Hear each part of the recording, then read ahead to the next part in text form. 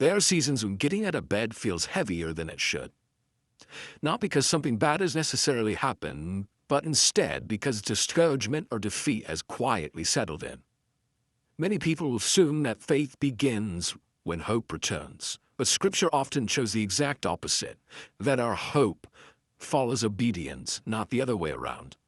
In Isaiah 60 verse 1, it says, "Arise and shine, for your light has come, and the glory of the Lord has risen upon you." If you know the context of this scripture, Isaiah wasn't speaking to people who were walking in confidence, in victory and hope. Instead, he was actually talking to a people who were weary, who were worn down.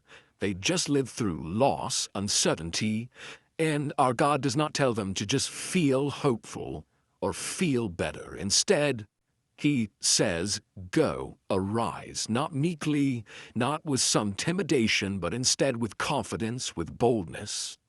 You see, this rising, as the scripture talks about, is not emotional optimism or some type of ignorance. Instead, is an act of trust. The reason they can rise is not because circumstances are easy, but instead because God's glory is already with them, is already with you, present here.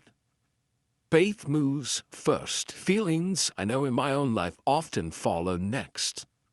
I want to just ask you some questions as we close out that you can reflect on. Where in your life have you been waiting to feel better before taking the next step or moving forward? And what step of obedience might God be inviting you into today that you may not be expecting?